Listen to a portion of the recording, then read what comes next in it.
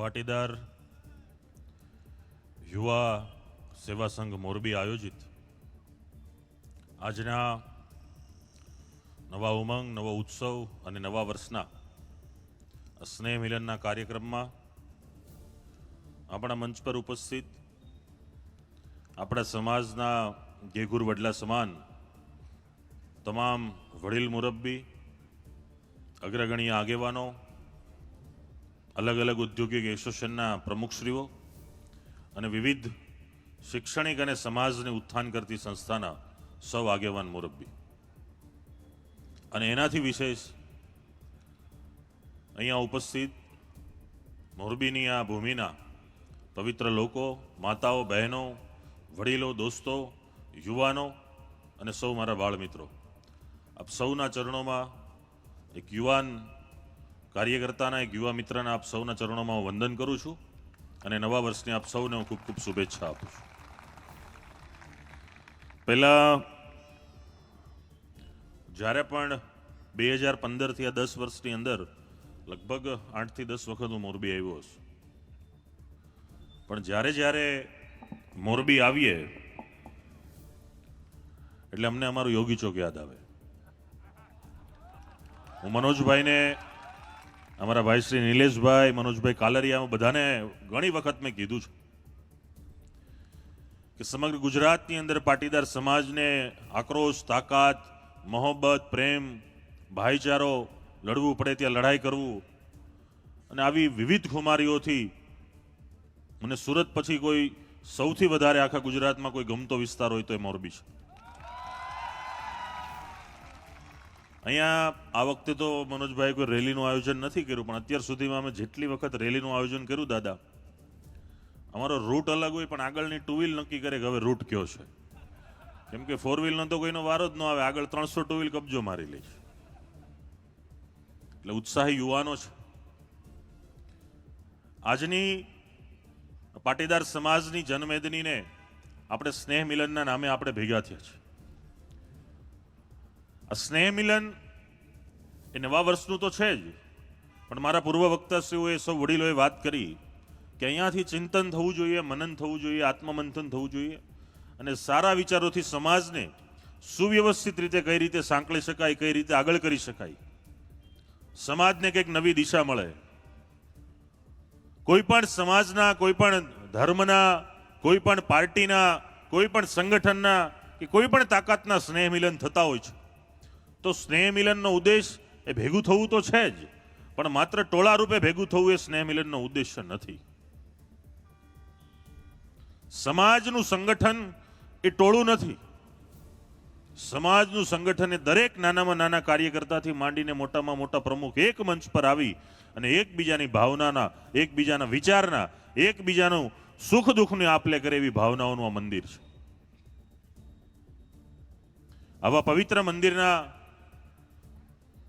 જે ભાવનાઓ પેદા થાય એવી જ ભાવનાઓ આવી સ્નેહ મિલનમાં થતી હોય છે.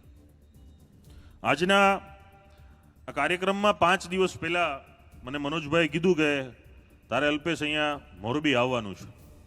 મેં કીધું મનોજભાઈજી, આજ મારો પહેલો દિવસ છે કે હું આજ સુરત પહોંચ્યો છું. 14 દિવસ હું સૌરાષ્ટ્રમાં હતો, એટલે હવે અમને થોડોક દિવસ ધંધો કરવા દો તો ઘરે થોડાક પૈસા આપીએ. એટલે મનોજભાઈ કહે કે અમારી તારીખ નક્કી છે અને એમાં હવે ફેરફાર શક્ય નથી, એટલે તારે આવવું પડશે. અને મોરબી માટે કે સમાજ માટે, ચાહે મનોજભાઈ હોય, હું હોય, અમારી ટીમ હોય, દિનેશભાઈ હોય કે કોઈ પણ મિત્રો હોય, એ લડે છે, જાય છે, દોડે છે, ખૂબ મહેનત કરે છે. મને ઘણા મિત્રો, ઘણા મીડિયા મિત્રો કહેતા હોય છે કે ભાઈ તમે આ બધું કરો છો, આમ છે તેમ છે, તમારામાં સ્વાર્થ શું છે? હું દરેક સભામાં, દરેક મિટિંગમાં, અમારી 10 મિત્રોની મિટિંગ હોય તો પણ કહું છું કે આ દુનિયામાં, આ ભૂમિમાં માનવ નામનું પ્રાણી છે એ સ્વાર્થી પ્રાણી છે. સ્વાર્થ દરેકની અંદર હોય છે. કોની અંદર કેવો સ્વાર્થ છે એ નીચેવાળો વ્યક્તિ ઓળખી જાય છે. એમાં કોઈને જણાવવું નથી પડતું. ઉપર બેઠેલી વ્યક્તિમાંથી કોના મગજમાં શું છે નથી મને ખબર ન હોય, પણ નીચેની વ્યક્તિનું ઓબ્ઝર્વેશન બહુ હોય છે. આજની સાંપ્રત પરિસ્થિતિની અંદર ફોન છે, ટેકનોલોજી છે, મીડિયા છે, સોશિયલ મીડિયા છે, ઇન્ટરનેટ છે, આ બધા જ માધ્યમોથી દરેક લોકો વિચારી લે છે કે આ વ્યક્તિમાં શું સ્વાર્થ છે અને આ વ્યક્તિ શા માટે દોડે છે, આ કરવા મથે છે કે નથી મથતો, આનો અંદરનો આત્મા શું કહેતો હશે, એ દરેક વ્યક્તિ આજ ઝાંખી લે છે. આજે મને જે અહીંયાથી ટીમે સજેશનો કર્યા છે કે આ વિષયમાં મોરબીને ખાસ જરૂરી છે, એમાં પહેલી મને જે વાત કરી છે કે પાટીદાર સમાજ સામેના પડકારો શું છે. મારા પૂર્વ વક્તાએ કીધું કે પાટીદાર સમાજની કાકાએ કીધું કે જ્યારે સાયકલની વ્યવસ્થા નહોતી ને આજે આપણા આંગણે 3-4 ફોર વ્હીલો ઊભી છે. આજે સમાજ એ ખૂબ આર્થિક રીતે સદ્ધર થયું છે, પણ આર્થિક સદ્ધરતા એ સમાજને આંકવાનો માપદંડ નથી. આર્થિક રીતે સદ્ધર સમાજ એટલે થયો છે કે આપણે મહેનત કરી છે, પરસેવો પાડ્યો છે. કોઈ પણ 12 મહિનાની સિઝનની અંદર વરસાદ પડે ન પડે, બિયારણ સાથ આપે ન આપે, ધરતી માતામાં મથતા મથતા, ખોળો ખૂંદતા ખૂંદતા, એક આકાશ, એક પાણી, હવા અને ભગવાનના સહારે જીવી અને આ પાટીદાર સમાજ આજ ભેગો થયો છે, મહેનત કરી છે, આગળ આવ્યો છે. વર્ષો પુરાણી સિસ્ટમ આજે રામાયણ કાળથી લઈને આદિ અનાદિ કાળમાં તમે જાઓ તો પહેલા એક વ્યવસ્થા હતી. એ વ્યવસ્થા કેવી વ્યવસ્થા હતી કે જેણે જનોય છે એના સિવાય કોઈ શિક્ષણ ધારણ ન કરી શકે. એટલે સમાજનો એક વર્ગ હતો કે જે શિક્ષાથી વંચિત હતો, એક જ વર્ગ હતો કે જેને શિક્ષા મળતી હતી. પછી જેમ જેમ સમય ફરતો ગયો એમ બધા જ લોકો શિક્ષણ લેતા ગયા. કણબીના દીકરા આખો દી ખેતરમાં મથે, પરિવાર સાથે મથે, માતાઓએ પણ એટલી મહેનત કરી છે, ખૂબ કરકસર ભોગવી છે. આપણે એમ કહીએ કે અત્યારે આપણને શાંતિથી નીંદર આવે છે, પણ નીંદર શું એની પણ નહોતી ખબર એવા આપણા વડીલો હતા. અને એ કાળમાંથી ગુજરતા ગુજરતા સમયાંતરે આજની પેઢી એ સુખ પામી છે. આજે મોરબીમાં એક સિરામિક નગરી તરીકે મોરબી આખા વિશ્વમાં પ્રખ્યાત છે, માત્ર ગુજરાતમાં નહીં વિશ્વમાં પ્રખ્યાત છે. પણ આ ઊંચાઈ સુધી પહોંચવામાં આપણે ઘણી પેઢીઓ હોમી છે. તો પાટીદાર સમાજ સામે આજે પડકારો ઊભા થયા છે. કેવા પડકારો? આજે 7 થી 7:15 આસપાસ અમે મોરબી પહોંચ્યા. અમે મોરબીમાં ઘણી બધી જગ્યાએ ગયા, કેમ્પસમાં ગયા, ઉમા કેમ્પસમાં ગયા, આપણી સમાજની સંસ્થાઓની મુલાકાત લીધી, મેડિકલ સ્ટોરની મુલાકાત લીધી, યુપીએસસી જીપીએસસી સેન્ટરની મુલાકાત લીધી, આપણે જે સંસ્થાઓ દ્વારા જે સહાય મેળવવા માટેના સેન્ટર છે એની પણ મુલાકાત લીધી. કે આજે મોરબી સિટીની અંદર 2.5 થી 3 લાખ જેટલો આપણો સમાજ છે ને સમગ્ર જિલ્લામાં 5 લાખથી પણ વધારેની વસ્તી છે. આજે 80% જેટલી મોરબી શહેરની વસ્તી આપણા સમાજની હોવા છતાં પણ અહીંયા લુખાગીરીઓ છે, અહીંયા ગુંડાગીરીઓ છે, ફાઇનાન્સના ધંધા ચલાવે છે, રેકડીઓ કરીને બેસે છે, આપણા સમાજના યુવાનોને ત્રાસ આપે છે. સમાજના એક ભોળપણમાં યુવાન કોઈ નાની એવી મોટી કોઈ પણ પ્રકારની ભૂલ કરી દે છે તો આવા વ્યક્તિઓને આ ચંગાલમાં ફસાવાના કાર્ય થઈ રહ્યા છે. આ પાટીદાર સમાજના આજનું જે આ મંચ ઊભું થયું છે, એ પાટીદાર યુવા સેવા સંઘ એ આના માટે ઊભો થયું છે. આપણી રીતે આર્થિકતા છે, સદ્ધરતા છે, પણ આ સદ્ધરતા ગણાથી નથી જોવાતી. અને આવી સદ્ધરતાના કારણોસર એક અહીંયા વિસ્તારમાં ટ્રેન્ડ ચાલે છે કે કોઈ તૂટે છે, કોઈને તકલીફ પડે છે, કોઈને પૈસાની જરૂર પડે છે, તો એવા સમયે એના મિત્ર હોય, એના સંબંધી હોય કે જેને ખબર છે કે આ 15, 20, 25 વીઘાનો 7-12નો જમાદાર છે, એને હસ્તક રાખે. પેલો તો ભાઈ તૂટ્યો જ છે, બીજો એક હસ્તક એમાં ફિટ થાય, એને પણ ભરવા પડે, જામીન નામે કરવાના, એના ઘર પર આવીને બેસવાનું, એને ધમકાવાના. આજે પાટીદાર સમાજ એક ઇજ્જતથી ડરે છે, કેમ કે આ સમાજ ક્યારેય લેવામાં નથી માનતો, હંમેશા આપવામાં માને છે. આજે કોઈ પણ ગુજરાતના કોઈ પણ અહીંયા વડીલો મુરબ્બી બેઠા છે, મારી તો ઉંમર નાની છે, પણ છેલ્લા 50 થી 70 વર્ષની અંદર ગુજરાતમાં કોઈ પણ આમૂલ પરિવર્તન વ્યવસ્થાની અંદર આવ્યું હોય તો એના પાયાના પથ્થરમાં પહેલો પથ્થર એ પાટીદાર સમાજનો હોય. કોઈ પણ ક્રાંતિ હોય, કોઈ પણ લડાઈ હોય, કોઈ પણ સારા વિચાર હોય, એ ચાહે સમૂહ લગ્ન હોય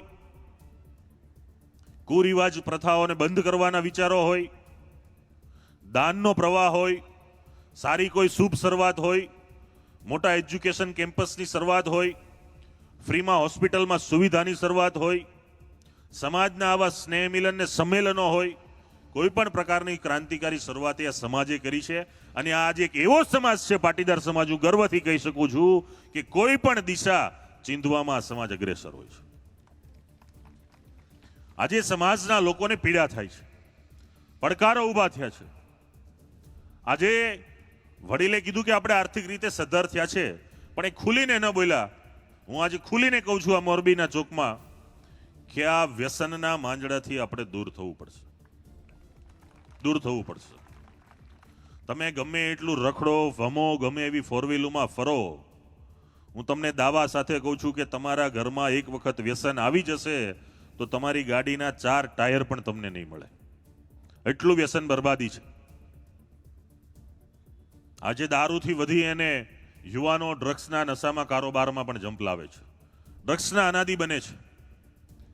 સરકાર એ સરકારનું કામ કરશે, પોલીસ એ પોલીસનું કામ કરશે, પણ મારા ને તમારા ઘરનું, મારા ને તમારા સમાજનું, મારા તમારા આડોશી પાડોશીનું, મારા તમારા મિત્રોનું, યુવાનોનું ધ્યાન રાખવું એ મારી તમારી પવિત્ર ફરજ છે.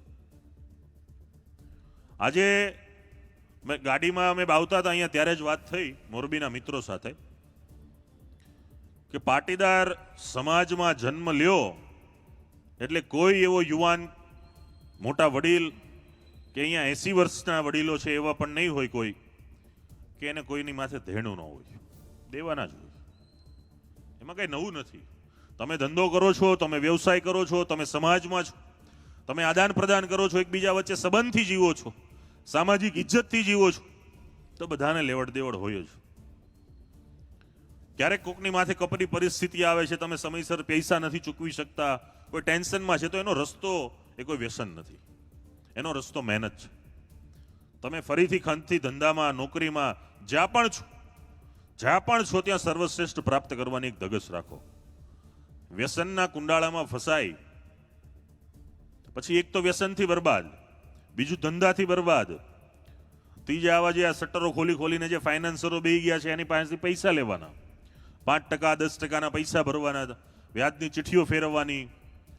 આપણે તો ક્યારે 1 વીઘો વધારી ન હોય પણ બાપ દાદાની જમીન પણ 7-12 એમાં ભૂસવાની. તો આ બધાની પ્રવૃત્તિઓથી યુવા સમાજે દૂર રહેવું પડશે.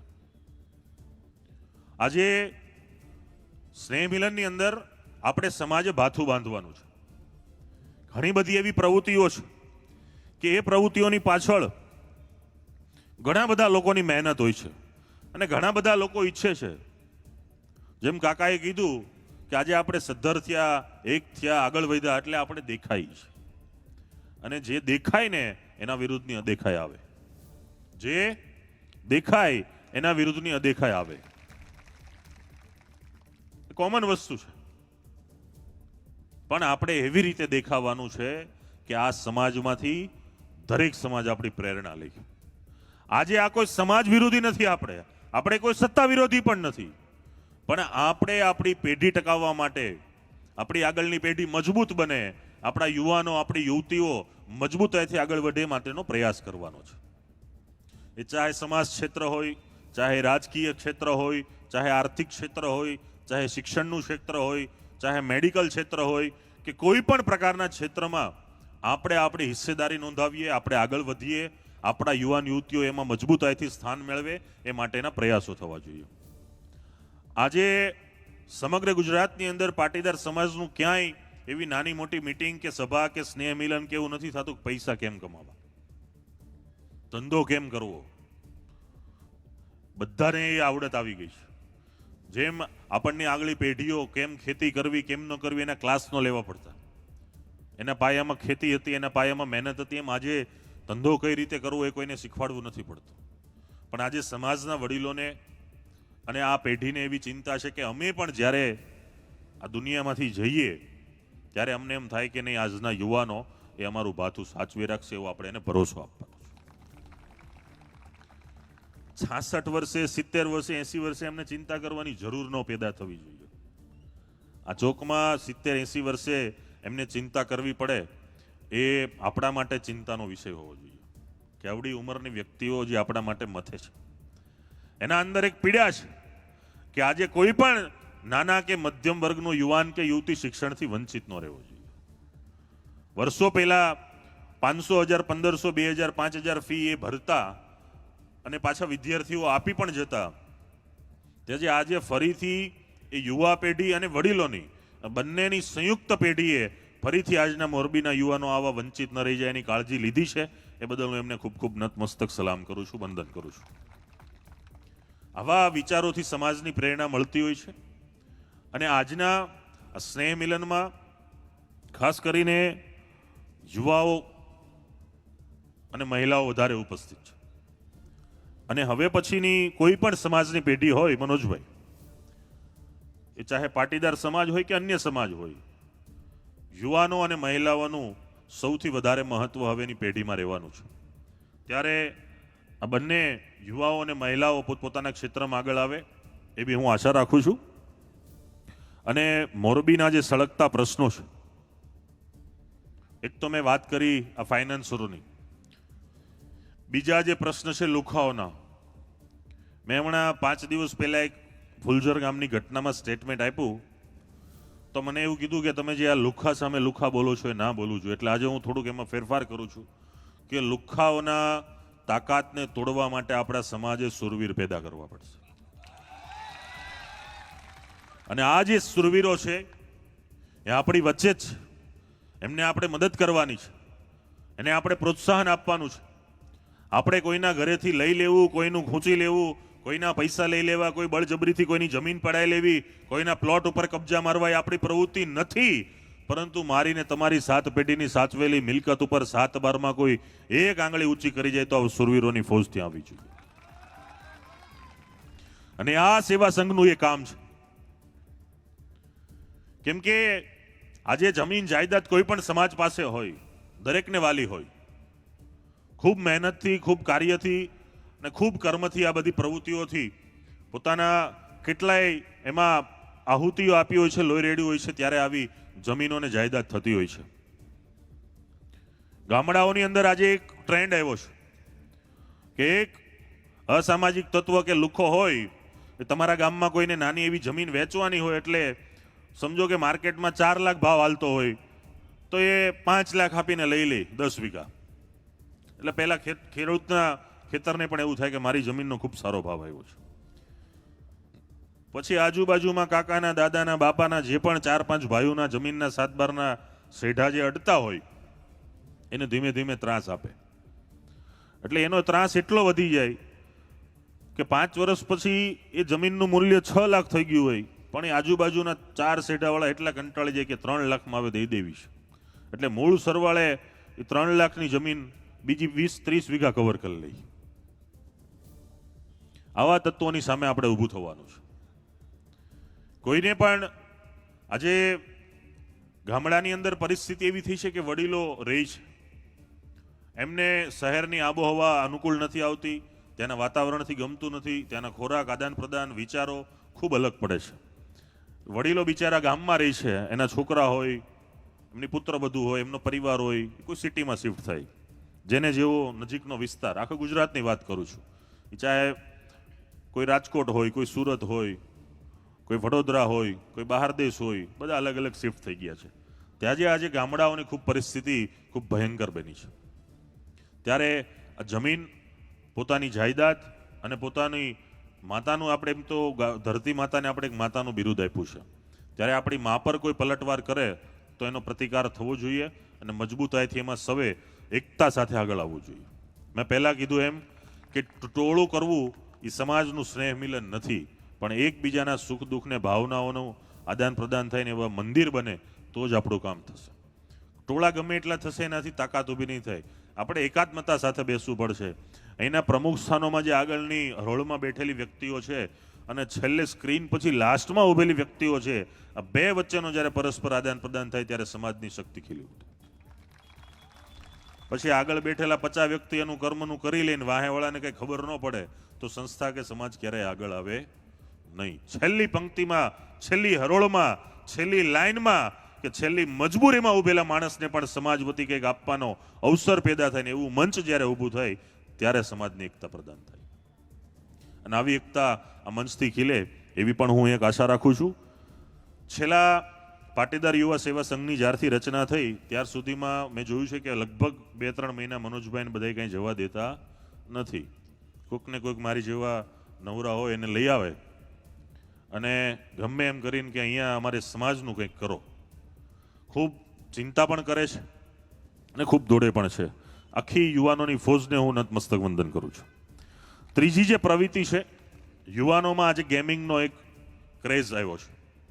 ગેમિંગ કેવી વસ્તુ છે કે આજે વર્ષો પહેલા આપણે જ્યારે ગામડે જતા, આજથી 15-20 વર્ષ પહેલાની વાત કરીએ કે 30 વર્ષ પહેલા, તો ગામના ચોરે પાનની દુકાને કે કોઈ એવી ચોકડી જગ્યા હોય તો ત્યાં ગામના વડીલો પેલી નવ કુકરી રમતા હોય, કોઈ પેલા પન્નાનો બુખારો મીંડી જેની ભાષામાં કહેતા હોય રમતા હોય.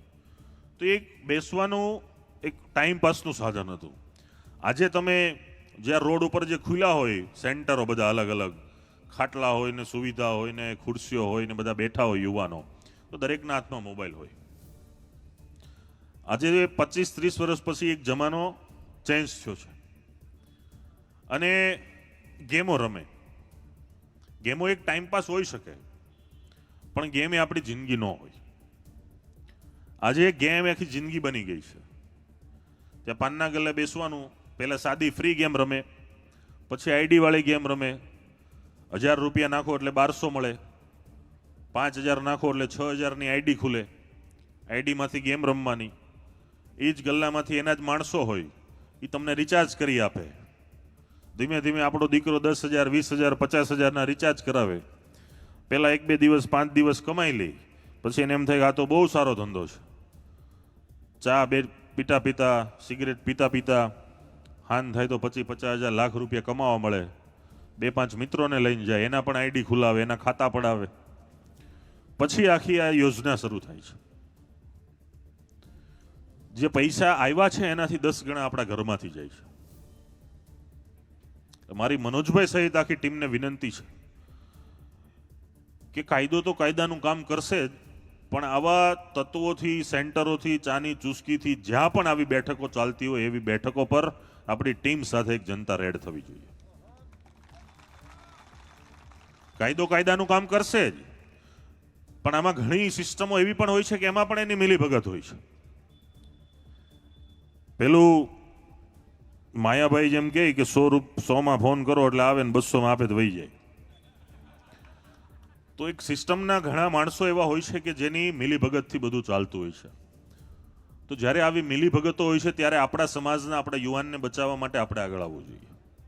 અને આપણી એક પ્રાથમિક ફરજ છે કે આવા યુવાનોને કોઈ પણ ગેરમાર્ગે દોર્યા હોય પણ એને ફરીથી પરત લાવવા આપણી ફરજ છે. જેમ કહેવત છે કે ભાઈ છોરું કછોરું થાય, માવતર ગમાતર ન થાય. તો એ દીકરાથી કે દીકરીથી કોઈ પણ ભૂલ થઈ હોય એમાં આપણે ખૂબ સાવચેતીથી અને સાવધાનીથી પગલાં લઈને આગળ વધવું જોઈએ. ચોથો મને જે મુદ્દો અહીંથી આપ્યો છે એ છે દીકરીઓનો મુદ્દો. ખૂબ આખા ગુજરાતમાં આ માત્ર પાટીદાર સમાજની પીડા નથી, સર્વ સમાજની પીડા છે. કે આજે હું પહેલા આપણા સમાજની વાત કરું તો દીકરીવાળા વિષયની અંદર આજે આપણી દીકરી એવા ઘરોમાં જઈને બેસે છે મનોજભાઈ કે મારા અને તમારા ઘરની અંદર જે ભંગાર કહેવાય ને, સ્ટોર રૂમમાં ભંગાર પડ્યો હોય એટલા વાસણ પણ એ ઘરમાં નથી ને એવા ઘરમાં જઈને આપણી દીકરી બેસી જાય છે. એટલે સમાજને નીચું જોવું પડે છે. મારે અહીંયા બેઠેલી માતા દીકરીઓને સૌને મારે વિનંતી કરવી છે, પ્રેમ કરવો એ ગુનો નથી ને પ્રેમનો હું વિરોધી માણસ પણ નથી, પણ આટલા સક્ષમ સાધનો, આટલો સક્ષમ સમાજ, આટલી સક્ષમ સદ્ધરતા છે ત્યારે ક્યાં પ્રેમ કરવો ને કોના ઘરે જવું ને કોનું પાણી પીવું અને કોને મેસેજમાં રિપ્લાય આપવો ને આપણી દીકરીને આવડત હોવી જોઈએ.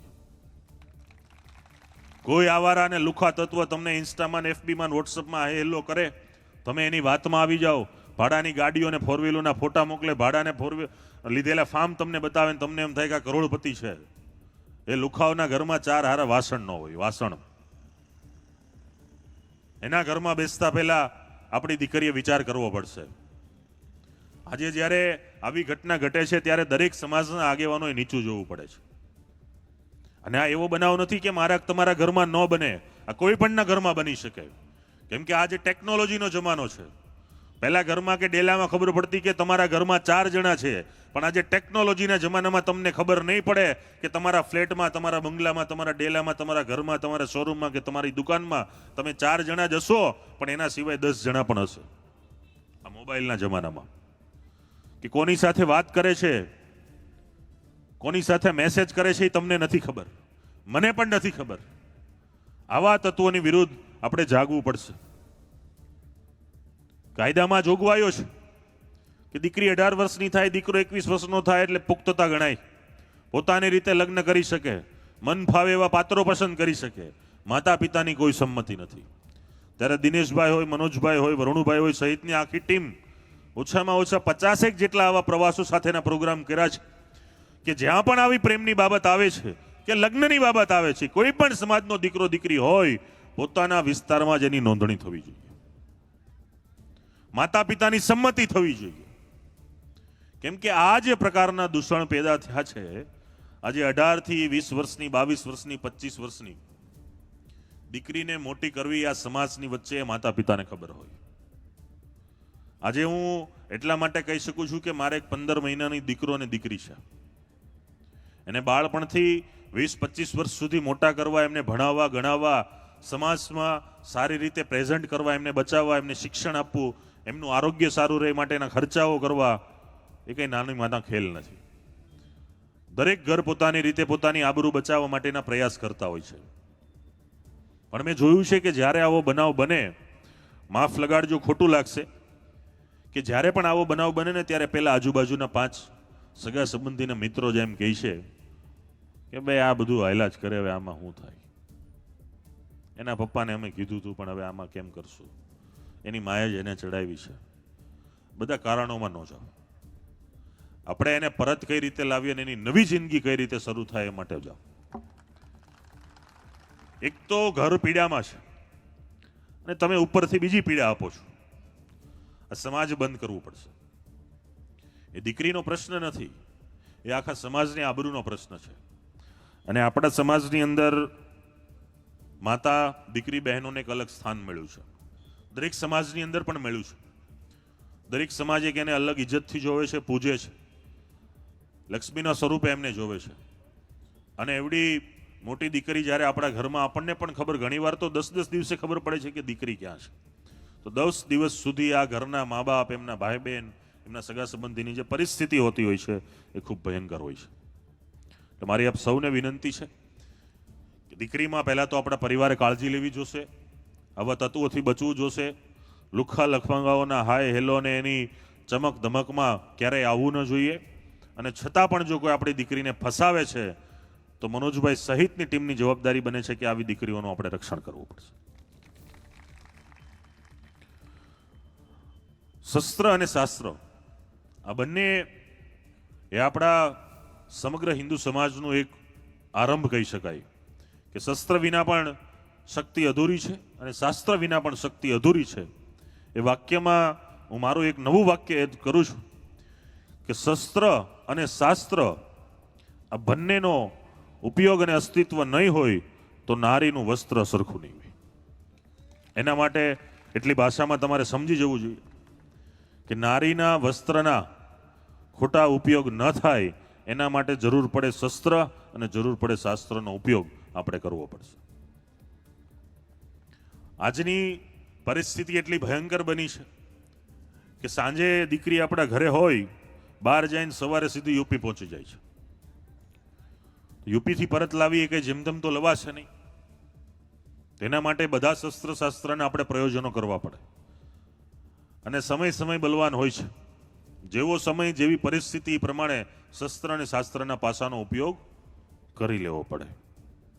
કાયદો ભલે કાયદાનું કામ કરે, સમાજે સમાજનું કામ કરવું પડે. છેલ્લે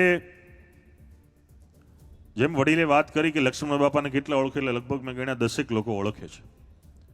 તો એવા જે આપણા સૌરાષ્ટ્રના વડીલો હોય, એ ચાહે સૌજીભાઈ કોરાટ હોય, વિઠ્ઠલભાઈ રાદડિયા, પોપટલાખા સોરઠિયા, વિનુભાઈ શિંગાળા, એકે પટેલ સહિતના ઘણા મહાનુભાવો અને સૌથી પૂજ્ય અને આદરણીય આપણા કેશુ બાપા, આ બધાએ વડીલોનો ઇતિહાસ યાદ કરીએ.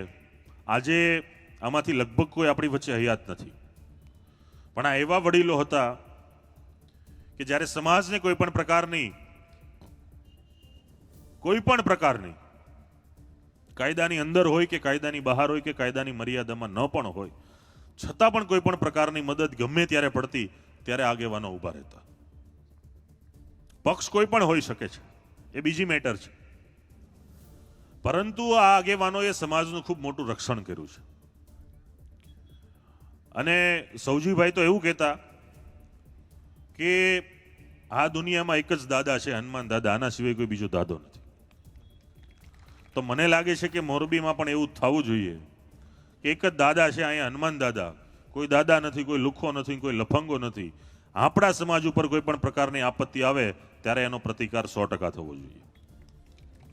સમાજની શક્તિ અને તાકાત, પહેલા કીધું કે નાણાકીય સદ્ધરતા એનો માપદંડ નથી. આપણું રક્ષણ આપણે કરવાનું છે, આપણી તાકાત આપણે ઊભી કરવાની છે, આપણા બાળકોને આપણે ભણાવવા છે. આપણી ઘરે કોઈ નાનું કોઈ એવું હોસ્પિટલનું કામ આવે છે, એની સગવડતા છે નથી, તો એના માટે મદદ આપણે જ કરવાની છે. કાયદો છે, સરકાર છે, એની યોજનાઓ છે, તો એનું કામ કરશે જ. પછીની વાત છે અનામત. આમાં જે ધોરણ 10 પછી ડિપ્લોમા અથવા તો ધોરણ 12 પછી જે કોઈ પણ પ્રકારનો અભ્યાસ કરે છે એને જ ખબર પડે કે અનામત શું છે. કેમ કે 10-12 સિવાય ત્યાં સુધી આ વસ્તુ આવતી જ નથી, અનામત. કેમ કે તમે કોઈ પણ પ્રકારની સ્કૂલમાં જાઓ, ચાહે તમે ગુજરાતમાં હોય, ગુજરાતી મીડિયમમાં હોય, ઇંગ્લિશ મીડિયમમાં હોય, CBSE બોર્ડમાં હોય, ઇન્ટરનેશનલ બોર્ડમાં હોય, કોઈ પણ બોર્ડનો તમે અભ્યાસ કરશો, તમે સ્કૂલમાં જશો, સ્કૂલની ફીસ ભરશો, એડમિશન પૂરું. પણ 10-12 પછીની જે પ્રક્રિયા આવે છે ત્યારે પહેલી વખત આપણો પરિવાર, આપણો યુવાન કે આપણી યુવતીને ખબર પડે છે કે આ ઓપનમાં શું આવે, SCમાં શું આવે, STમાં શું આવે, OBCમાં શું આવે. પહેલી વખત પોતાના જીવનમાં ખાના પૂર્તિ કરવાનો પ્રસંગ ધોરણ 10-12 પછી ઊભો થાય છે. અને આ પ્રસંગમાં જે પડેલી પીડાઓ મારા કોલેજ કાળ દરમિયાન પડીને આ આંદોલનમાં અમે આખું બધા ભેગા થયા, 10% EWS પ્રાપ્ત થઈ. આજે ગુજરાતના કોઈ સમાજની, કોઈ ઉદ્યોગપતિની કે કોઈ વ્યક્તિની તાકાત નથી કે વર્ષે 2000 કરોડ રૂપિયાનું દાન કરી શકે. આ લડાઈથી આજે વર્ષે 2000 કરોડ રૂપિયા આપણા સમાજના યુવાન યુવતીને મળી રહ્યા છે. આજે ફરીથી એક એવી જરૂર છે. આજે 2010ના સુપ્રીમ કોર્ટના એક અરજી દાખલ થઈ હતી ને 2021માં ચુકાદો આવ્યો કે OBC સમાજને 27% આરક્ષણ સ્થાનિક ચૂંટણીઓમાં પણ મળવું જોઈએ.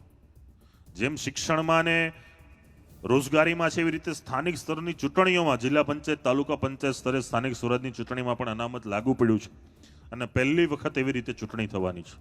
ત્યારે અમારો દરેકનો પ્રયાસ કે આપણી પણ સત્તામાં ભાગીદારી થાય, આપણી પણ હિસ્સેદારી થાય. આ કોઈ પાટીદાર એક સમાજ માટેની વાત નથી, સમગ્ર EWS સમાજ માટેની વાત છે કે એમાં પણ 10% અનામત આપણને મળવી જોઈએ.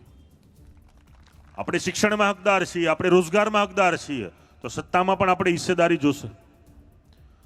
આજે 15 દિવસમાં સૌરાષ્ટ્રના 8 ગામોમાં જે ઘટનાઓ ઘટી, જે મારમારી થઈ, જે પાટીદાર સમાજના યુવાનો લોહી લોહાણ થયા, કોઈ જગ્યાએ હત્યાઓ થઈ, એમાંથી 6 જગ્યાએ અમે જાણ્યું તો ચૂંટણીનું પરિણામ જવાબદાર છે. તો સત્તામાં તમારી હિસ્સેદારી નહીં હોય તો કઈ રીતે આ બધું આપણે હેન્ડલ કરશું? એટલે આ પ્રકારે પણ આપણે આગળ આવવું પડશે. એ માટેના પ્રયાસો પણ અમારા ચાલુ છે. સરકારને પણ આ બાબતે અમે લેટર લખ્યા છે, ચૂંટણી પંચને પણ લેટર લખ્યા છે. અને 2 મહિના પહેલા નામદાર ગુજરાત હાઈકોર્ટમાં પણ આ બાબતે દિનેશભાઈ બાંભણિયાએ સરકાર અને ચૂંટણી પંચને પિટિશન કરી છે કે આ બાબતના હક EWS સમાજને આપવામાં આવે. આજે જ્યારે સંગઠનની વાતો થતી હોય છે ત્યારે ઘણી બધી એવી વસ્તુ હોતી હોય છે કે જે પહેલા આપણે આપણા ઘરમાંથી જ શરૂ કરવી પડશે. આજે આપણા સૌના માતા પિતા હોય છે, આપણા માટે મહેનત તો કરતા જ હોય છે, પણ અહીંયા બેઠેલા દરેક માતા પિતાઓને વિનંતી કરું છું કે મેં જે કોઈ પણ વાત કરી, એ ચાહે વ્યસનની હોય, ચાહે ગેમની હોય, બીજા કોઈ પણ પ્રકારના કાર્યની હોય, તો એ દરેકને આપણે આપણા ઘરથી શરૂઆત કરવી પડશે. થોડુંક પહેલાં આપણને શરૂઆતમાં કાઠવું પડશે. પેલું લાગશે, પણ આપણે આપણા ઘરથી શરૂઆત કરશું તો જ સમાજ વિકસિત બનશે, સમાજ એક બનશે અને આ પ્રકારના દૂષણો છે આપણા સમાજમાંથી દૂર થશે. છેલ્લે મારે બે ઉદાહરણ આપવા છે કે સંગઠનની તાકાત શું હોઈ શકે અને સંગઠન શું કરી શકે. એક ક્લાસની અંદર 9 બાળકો બેઠા છે, બધાને ક્રમ આપેલો છે 0 1 2 3 4 5 6 7 8 9 10 બાળકો છે અને એક એવી હરીફાઈ કે યોજના કયો તમે કે જે મોટો હોય એ નાનાને મારે. જેમ આપણે શરીર સૃષ્ટિનો પ્રકૃતિનો નિયમ છે કે મોટો હોય નાનાને ખાય. તો જે 9 વાળો વ્યક્તિ છે, ક્રમાંક નંબર 9, એ 8 ને લાફો મારે. 8 હવે એવું ગોતે કે મારાથી નાનો કોણ, તો કે 7. 7 ને લાફો મારે છે. 7 6 ને 5 ને આવો ક્રમ ચાલ્યો જાય છે. છેલ્લે 0 શૂન્ય વધે છે ને 1 વધે છે. હવે 1 તો ચાલો શૂન્યને મારશે, પણ શૂન્ય કોને મારે? પણ આ એકે હોશિયારી વાપરી. એવી હોશિયારી આપણા સમાજે વાપરવાની છે. 1 છે એ શૂન્યની બાજુમાં ઊભો રહી જાય છે અને 10 બની જાય છે. જ્યારે આપણે આવા જ હોસ્પિટલના કામમાં, મેડિકલના કામમાં, કોઈ પણ કામની અંદર આપણે એકબીજાની સાથે ઊભા રહીશું અને આપણે આવી રીતે 10 બની જશું, ત્યારે કોઈની તાકાત નથી કે આપણા સામે આંખ ઊંચી કરી શકે. સમાજની તાકાત છે, સમાજના સંસ્કાર છે, સમાજના વિચારો છે. દરેક લોકોએ પોતાના આદાન પ્રદાન સાથેના પોતાના વિચારો, પોતાની વાતો, સમૂહ લગ્ન, શિક્ષણ, હોસ્પિટલ, ભવિષ્યમાં કઈ રીતે મદદ થઈ શકે પ્રકારની વાતો કરી છે. મોરબીના આ નવા વર્ષના પ્રથમ સ્નેહ મિલનમાં પાટીદાર યુવા સેવા સંઘ સહિતની સમગ્ર ટીમ, મનોજભાઈ સહિતના અમારા સૌ મિત્રો, સૌ વડીલોનો હું ખૂબ ખૂબ આભાર માનું છું કે આ તકે અમને અહીંયા બોલવાની તક આપી. અને આખા કાર્યક્રમની અંદર અમને ખૂબ મજા આવી કે જ્યારથી આખી સભા શરૂ થઈ ત્યાર સુધીમાં હજી સુધી કોઈ વ્યક્તિ અહીંયાથી ઊભો નથી થયો. આપની શિસ્તતાને, આપની બેસવાની ક્ષમતાને અને સાંભળવાના વિચારોને હું ખૂબ ખૂબ વંદન કરું છું કે આ શિસ્તતા સાથે આ કાર્યક્રમમાં તમે સાથ સહકાર આપ્યો છે. ફરીથી હું આ ટીમને ખૂબ ખૂબ વંદન કરું છું. મોરબીની સમગ્ર જનતાને મારા વંદન અને આશીર્વાદ આપતા રહેજો અને આવી જ રીતે આપની એકતા, અખંડતા સાથે જળવાઈ રહી એવી માં ઉમા ખોડલના ચરણોમાં પ્રાર્થના સાથે છેલ્લે 2 હાથ ઊંચા કરીને બોલો જય સરદાર, જય સરદાર, જય સરદાર, જય સરદાર, જય સરદાર, જય સરદાર. બોલો ભારત માતા કી જય, ભારત માતા કી જય. Thank you.